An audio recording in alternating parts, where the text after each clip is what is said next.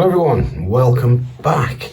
So I thought today we'd do something slightly different, and that is let you in on the master plan of the veg plot, because you keep seeing me do videos and everything else, and you may be thinking, well, most of it's just a muddy garden with a hell of a lot of work, and perhaps this will help you visualize what we're trying to achieve in the end.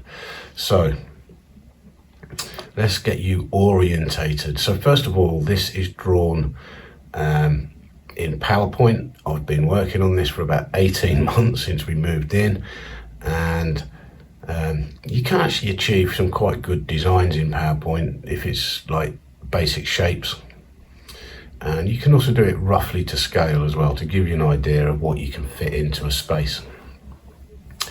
So this is also drawn north-south, so north is at the top, south at the bottom, east over here and west over there, and the measurements are roughly on there of the lower plot and the upper plot, and then the depth of the garden. So those measurements of the width of the upper and lower plots may have changed slightly, purely because when I was digging out the hedge that used to be here, used to be a hedge there, this was quite friable, and so perhaps a bit more fell out. So this might be 10 meters and that might be 10 meters, I'm not certain. So let me get you familiar with where I've been filming. So the videos you've seen lately are of these two beds here, building these, making the pathway, putting compost on, etc. Here's the raised beds, the concrete block raised beds, and over here is the slabbed area where I have a fire and my little log burners there, etc. So to give you an idea of what is actually pictured here, so this pattern, this green pattern, they're beds. Basically they are where we're going to grow things. The blue squares, the checkered pattern, is a pathway. Now that might be slabs, it might be a concrete path. Excuse me. Obviously sheds are sheds, wood stores are wood stores, IBC containers are IBC containers. It's all labelled up pretty much. So having now established these beds, the next plan, and I think it's next weekend, we have a mini digger arriving, and we are going to level this out, this plot here, and the reason for that is this is a polytunnel. So this blue area is a polytunnel, and it's about 6 meters by 3 meters, and once we got that area level, then I'm going to work on getting the foundation poles and the base rail and the basic frame up of the polytunnel. Now we probably won't put the cover on until the autumn, and two reasons for that. One, I've got a lot of work to do in the house, and two, it's budget. That piece of polythene is going to cost 150, 180 pound, and you know, we can't afford to be spending money in the house getting that done, and in the garden we've got to do it bit by bit. The frame I've already bought, so the polytunnel project itself is going to be a series of videos. I bought a cheap blow-away frame, which I'm going to reinforce, put a base rail on, add bits of metal here and there, etc. So that's going to be a whole series in itself. But once we've got the polytunnel frame up, then we can establish bed 3, 4 and 5, and we can grow things in there this summer. So, and then hopefully towards the autumn things will come out of those beds and we can work on getting the cover on.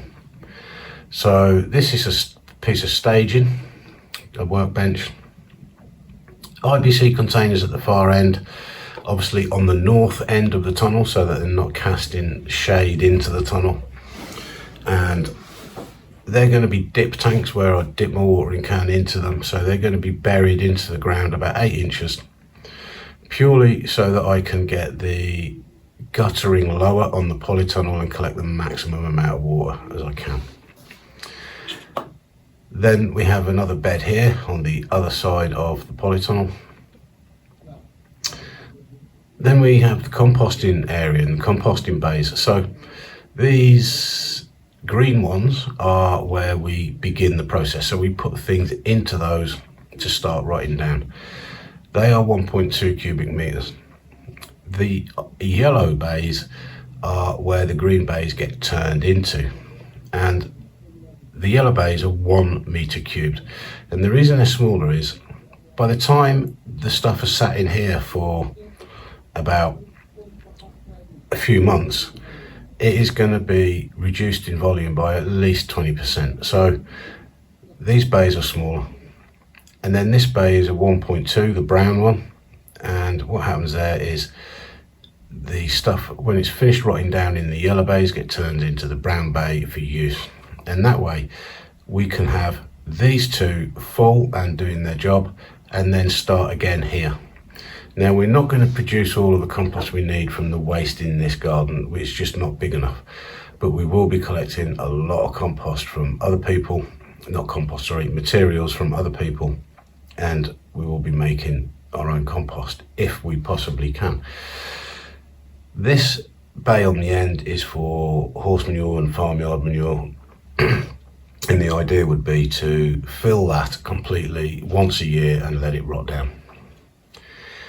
So that's, well, no, we've got the raised beds here as well, which have been featured on the videos. So yeah, they're going to be great for parsnips, carrots, etc. We have an IBC here to collect the water from that shed, and the greenhouse when it is moved from over here. That's probably going to be a job next year. The whole purpose of this year is to get this lower plot established. Now ultimately the compost bays will have a roof and a guttering system to put water into this IBC, but for this year these composting bays, it's probably going to be a 3-bay system made out of pallets while we get the rest of this organised. What else have we got? So as I've said before, we have a lower plot and an upper plot, and the lower plot is probably 4.5-5 feet lower than the upper plot. So we're going to have a ramp here between this little seating area, this bench area, and the raised beds. And the reason for that is so we can get a wheelbarrow up and down and a lawnmower up and down if I choose to leave these pathways as grass. Obviously, as I've said, we've got the greenhouse to come up, we've got another IBC there. What we're probably going to do is collect the water off of these and the greenhouse, run it into this one, and then overflow into this one. We've got plenty of bed space up here. I think in total the whole area is approximately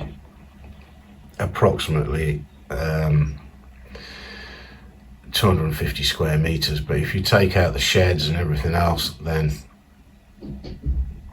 obviously that area is significantly reduced. What else have we got to tell you about? So the blue arrows, they are dictating the way I want the stormwater, rainwater to flow. So this path will be going that way, this one will be going this way, this will be going here, and these solid blue lines are where I'm intending to put some kind of French drain or some kind of drain that's going to take the water away and off the plot. Because this area is higher, water is naturally going to find its way down here, and this area could become quite boggy if we had prolonged rain, and that is obviously not good.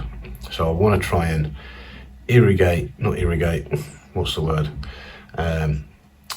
remove the water anyway as much as possible and get it off site. So other than that, what else we got? We've got a hedge all the way around here. This is a plum tree that we've planted. This is an apple tree that we've planted. And yeah, it's quite a big project to do because of the state of the ground at the moment. and obviously time limitations and everything else. But I hope that we will be able to become eventually almost self-sufficient in vegetables out of this plot. I can't remember the actual growing area now, but it's significant. It's significant. I think this would equal a standard allotment. So that's the plan, guys. Please let us know what you think about it. Make suggestions, make comments. Please put forward your opinions. You know, are we about to do something wrong, or are we about on the money? I don't know. So please let us know. Right, thanks for watching, guys. I hope you've enjoyed the video. Please subscribe if you have. Please hit the like button and click the bell icon and then notifications so you don't miss any more updates. See you soon. Bye.